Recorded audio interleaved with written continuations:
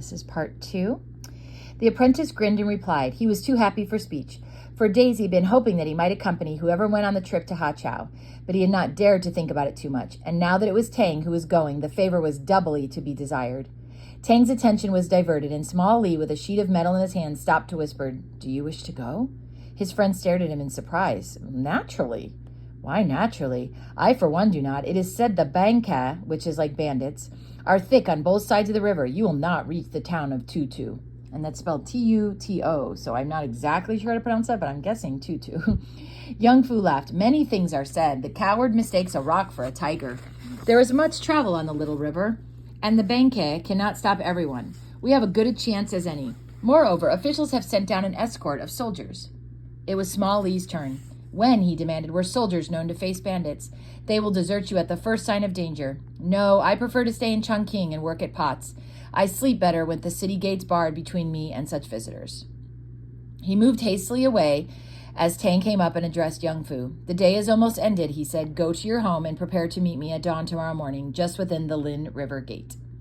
Young Fu hurried through the streets. Why Tang had chosen him he did not know, though it might in some way be connected with the foreign woman's patronage. Patronage, right, is that she's supporting them with her business now. True to her word, she had come and purchased and later sent her cook back for more samples. In Chairmaker's way, his steps slowed. His mother he realized suddenly, was not likely to rejoice with him over this honor. If the river were safe, she would envy him the chance to return to their native district, but not now when the air was rife with bandit tales. Fu Ba Ba, he was thankful to remember, could not forbid his going.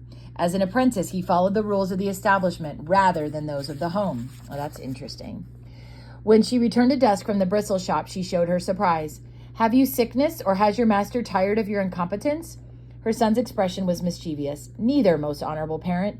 Behold, in me, the one preferred above all others in the shop." Fu Ba Ba raised one hand as a shield to her eyes. "Your importance blinds me," she said with sarcasm. "Do not tell me that the new Tucham has asked for your release from Tang, that you may help in governing the province." Her son chuckled, and then his face resumed its mock gravity. "No, but I go to serve him nevertheless." Fu Ba Ba's lower jaw sagged. "What?" she cried. "Tomorrow at dawn. Tang leaves for Hachau to deliver the brasses, which are to be a gift to His Excellency from the Hachau officials, and I go with him." She picked up her work again. "Of course, and after a good sleep, the coppersmith will decide that you are a better representative than himself, and he will remain here to do your work in the shop." She was still jibing, kind of teasing, but her words carried an undertone of anxiety. Young Fu recognized this and changed to seriousness. "What I have said is true, deeply respected mother. Tang told me today, and that is why I'm home early." His mother's voice became shrill. Is it your meaning that you go with them to Hachau?" For answer, the boy nodded. "Is Tang a newcomer to talk of travel on the little river? Has he ever heard of bandits? Only a mile above Chungking have they their first stronghold, and it is said there was Sen, the mandarin, captured, his goods taken, and his body beaten so badly that he will not recover. Does Tang wish the same fate? And even if he does, why must he take you? Why not Li, who has brothers? Does he not know that I have no one but you?" Tears began to creep down her cheeks. Young Fu strove to comfort her. "Tang was not born yesterday. He knows that to send the brasses by someone else would be almost certain loss. Only too many messengers have used the excuse of bandits to steal goods for their own profit. Finer work has not been done in Chungking, and the master is unwilling to trust its delivery to hands other than his own. An escort of soldiers will go along." Fu Ba Ba wailed. "Now you are certain to be ruined. Is it not a byword that to have soldiers is an added danger, since it is the easiest way for the bandits to acquire guns and ammunition? I myself will ask Tang to take another one in your place." Her son's heart sank. "Is Tang likely to be pleased with such a request?" he asked quietly. "Many youths in the city wait to fill my vacancy as his apprentice. There is no better coppersmith under whom to learn. This very order proves the truth of these words. After a few years, I shall know enough to open my own place, and if I am known as Tang's apprentice, trade will come easily." She screwed up her eyes. "Open a shop. This was something new. Where would you find money to start a business?" He smiled. "That is not today's worry. Lay down your heart. When the time comes, you shall have a small slave girl to do your bidding, and jade ornaments shall gleam in your hair. Fu Ba Ba sighed. She might as well accept calmly what life brought of good or ill. "What will you need besides your bedding?" she asked. "Only my long blue garment to wear over these. I wish to look like Tang's first assistant, not his coolie." Remember, the coolies are the ones that carry the chairs. The morning dawned fresh and crisp under the biting breath of winter. For the first 2 hours of sailing, Young Fu shivered behind his roll of bedding. The soldiers, 10 in number, crowded one end of the boat. For the youth, their presence added uneasiness. With a superior air, they discussed previous dangerous exploits. Tang filled a brass water pipe and pulled at it. The oarsmen rowed steadily against the swift current, chanting a prayer to the upriver wind for favor. I don't know what that means. Tang filled a brass water pipe and pulled at it. I don't know what that means. The apprentice lay with his eyes closed. That he was on the familiar way to Tutu was a dream. In a moment, he would find himself back in his own room near Dai's pig pen. His eyelids opened hastily for reassurance. Above him, the sun rose in the heavens, and his chilled body began to relax. With interest, he looked about. On either bank, small villages huddled under banyans and willows. Farmers cultivated their fields on slanting hillsides. Fishermen cast outstretched nets close to shore. All was at peace. It was absurd to think of bandits. One of the boatmen prepared the noon meal on a tiny charcoal stove. The soldiers ate heartily, demanding more than their share. They made it clear that they did not underestimate their value to the coppersmith on this journey. Tang accepted their attitude without comment. At sunset, they reached Tutu. The coppersmith had friends in the town, and he sent a member of the crew ashore to invite them on board. In an hour or so, they appeared and remained until midnight. Young Fu spread his pu gai on the desk, that's your sleeping thing, and rolled himself in it. From where he lay, he could see the maze of boats surrounding him.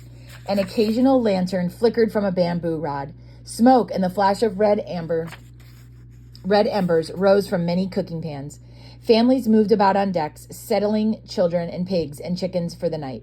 One boatman, more daring than the rest, weighed anchor and turned in the dark toward Chungking. In the tiny cabin, their own crew gambled at dominoes. Fragments of Tang's conversation with his Tutu friends drifted to the boy's ears.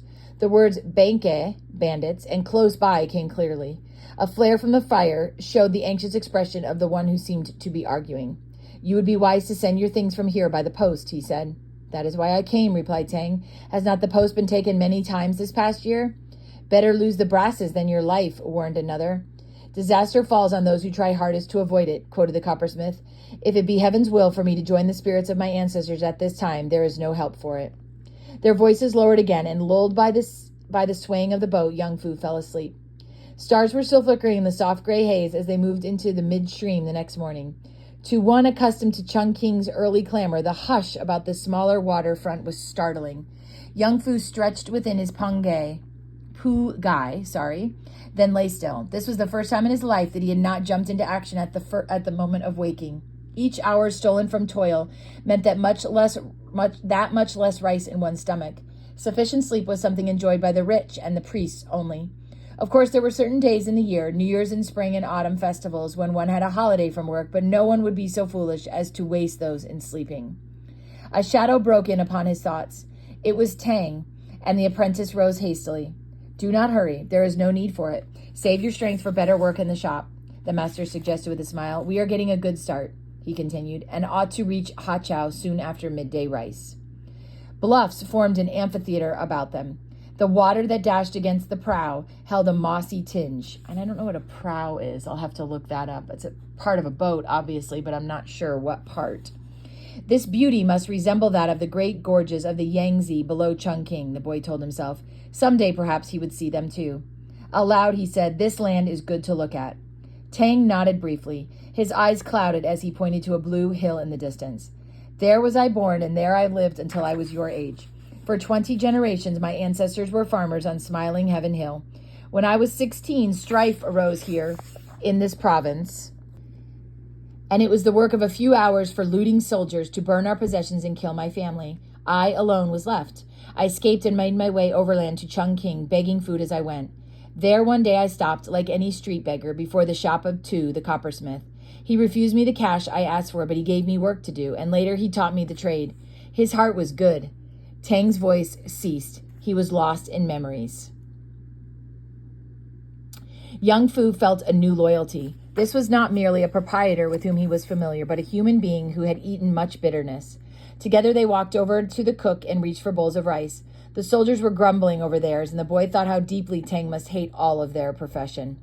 At noon, a shot whistled over their heads, and then two more, and then silence.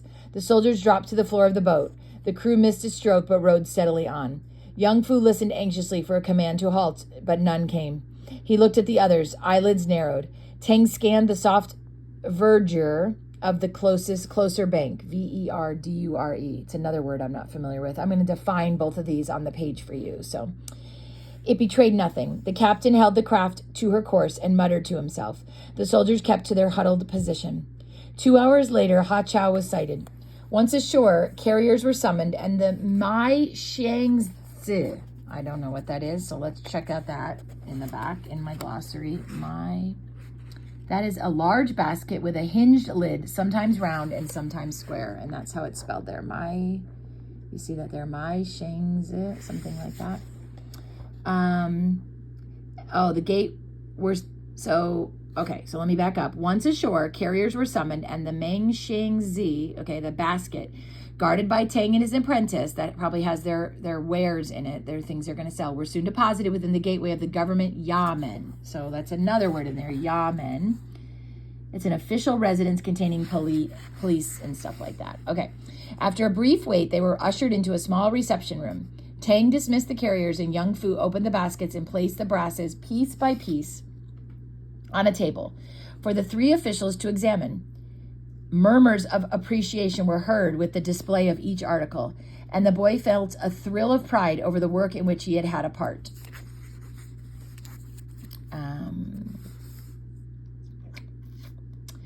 This, he discovered for himself, meant more to Tang than would the payment in money. Personal pride in the quality of his work was the highest return any craftsman might ask. One of the mandarins spoke. Peking is my native place. There have I seen many fine specimens of such work, but nothing more beautiful than these before me. Tang bowed low. He regretted that he had been forced by lack of time to present such undesirable examples of brass cutting to their honorable attention. He told them in reply, but his eyes could not conceal his satisfaction. So he kind of said, these are really not my best, but I'm so happy, which is not true. The afternoon passed swiftly. The brasses were settled for in Szechuan silver, after which tea was served. Then, with much bowing and many courteous phrases from both sides, Tang and Young Fu made their way back to the boat. Crews and soldiers had gone ashore, and only the captain remained. In an hour, the three of them were asleep. The next morning, the boy was awakened by the sound of Tang's voice, raised in anger. The soldiers had not yet returned from their night ashore, and the captain was, with the advantage of a strong downriver wind, hoped to make an early start to reach Chungking at nightfall. A member of the crew was sent to inquire along the waterfront for the missing men, but the errand proved fruitless. Without further hesitation, Tang gave the orders to cast off. No one had any doubts but that the soldiers had been frightened by the previous day's warning shots. As they rushed along with the current, Young Fu wondered what would happen now that the silver was aboard. If the Bank Ka or the bandits should order them to halt, no one was armed, and his memory recalled some of the ugly tales current in Chungking about the fate of captives who attempted to save their goods or themselves. He glanced at Tang, whose responsibility the matter was. That worthy seemed lighter-hearted than at any time on the journey. That worry seemed lighter-hearted. I'm not sure exactly what that means. Young Fu smiled and shrugged his shoulders. There was no need for carrying his worry in his hand. The day was nearing its close when the boatman pointed to a change in the sky. Darkness hastening from every direction closed in upon them, and suddenly the stiff breeze which had pushed them all day long over the surface of the water as suddenly died. The crew pulled at the oars. An occasional drop of rain carried sinister warning. Tang and the captain conferred earnestly. The latter gave an order, and the boat was steered into a small cove to the right. As they cast anchor in the shelter, the clouds burst. The sky was now pitch black, but no one dared to light a lantern. Only 4 miles away was Chungking and safety, and here in this lonely spot the possibility of danger so thickened the air that breathing became momentarily more difficult. No one spoke. Shivering with cold, they waited for the storm to abate, but there seemed no end to the rain. The boatmen crowded into the tiny cabin, and Tang and the boys squatted with the captain under a temporary shelter of matting at the stern. The Szechuan River, tied securely in 2 heavy squares of unbleached muslin, rested behind the coppersmith's feet. So the silver that he had gotten, right, is down by his feet. Young Fu's eyes wandered in the darkness to where he knew it lay. His flesh crept. The cold metal in this period of delay assumed undue power for evil. He shifted his position, pushing an uncomfortable pile of matting strips and odd rags from around him. from under him. As he did so, the little boat lurched wildly.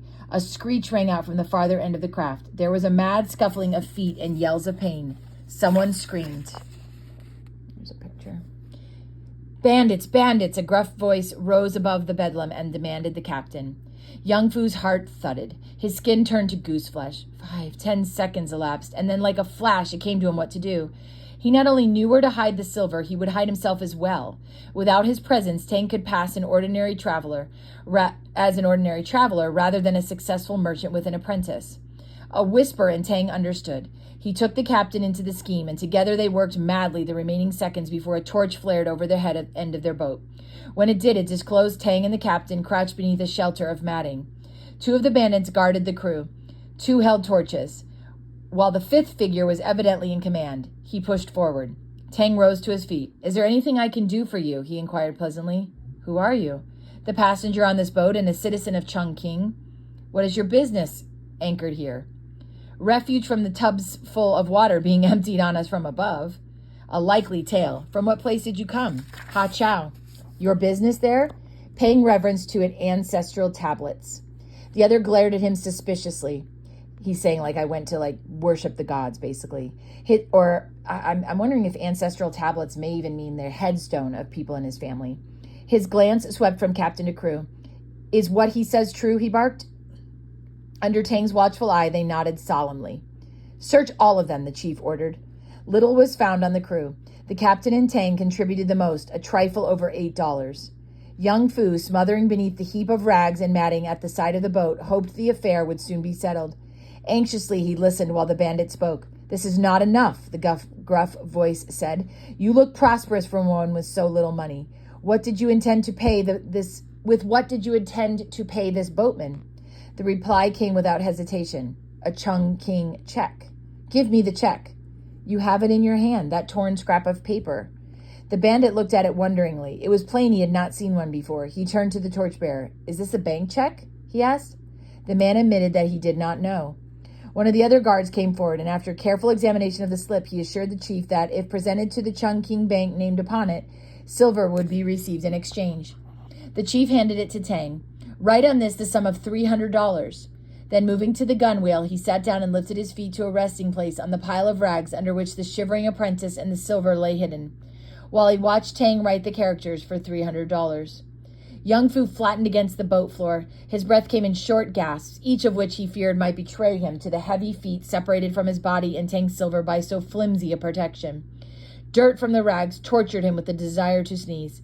His legs were already numb. A cramped hip seemed unendurable another second. He felt faint. Each second the pressure of the bandit's feet increased. He bit his lip till the blood ran to hold consciousness. So far, his effort to save Tang's silver had been successful. He must not fail now, especially since the coppersmith was losing $300. It would have been better to have given them the silver at the first, if only the idea to hide it had not been his. An unexpected weight of pain that took his breath away came as the bandit rose to his feet. He heard them discuss the validity of the check, then walk away. The captain received a sharp order to leave immediately, and the boat swung up and down once more with the lightening of weight. The moment of crisis was past, and young Fu knew nothing more. He awoke later to the feel of water on his face. Tang knelt beside him, chafing his hands, feeling his body for injuries. They were moving swiftly down the river. The rain had ceased, and overhead the clouds were breaking. The crew rowed madly. All were scared to death. Young Fu raised himself painfully to a sitting posture. He was stiff and sore, and his mind was heavy. If only he had not been so hard-hearted to manage the affair. Tang would never keep him after this. Vanished in a moment were all his dreams of becoming a great craftsman. As for his mother, the coppersmith interrupted his unpleasant thinking. "You have courage. It is as I said, you have no fear of devils, and they do not notice you. You have saved me much silver tonight. I shall not soon forget it." Young Fu turned the words over in his brain. Tang was not angry. What did it mean? But the check! He did not know how to finish. The check was worthless. It bore the name of a small bank that, for lack of funds, closed in its front more than a year ago. When I saw that scrap of paper mixed with my money in the bandit's hand, the idea came to try to trick them. It was a risk, but they were stupid. The boy's relief was overwhelming, and his eyes stung with an unusual mist. So he had not been foolish after all. He might have trusted Tang to see the scheme through. In the sky there was no trace of previous storm. Chungking's shadowy gray walls were etched softly by starlight. Soon he would be with Fu Ba Ba, relating the adventure to her startled ears. Tang spoke again. Fortune smiled on us. Those bandits are new to such business. Of that I am sure. The experienced ones are not so easily satisfied. Moreover, they were light of hand. You suffered more harm than anyone else. His apprentice rubbed some sore ribs. Aye, he agreed with a rueful smile. Their strength lay in their feet. Okay, so that was chapter 8. And I just want to see if there was anything in specifically that I wanted to talk to you about with chapter 8. There were 3 questions here that I'm going to go over. What were the carriages that could carry 20 men, which were pulled by neither donkeys or men? What do you guys think those were? Right? They talked about those early on, and that would have been a bus. Why did Tang take Young Fu with him on his delivery downriver? Is the second question. And how do Young Fu and Tang fool the bandits? Well, we know they hide them with silver and Tang hands them a worthless check, but I want you to answer the question in a comment. Why did Tang take Young Fu with him on this delivery down the river? There were also a few little points, and there's also a something I want you to check on the map, and all of that will be in the instructions that you will find on this assignment. So that is the end of chapter 8.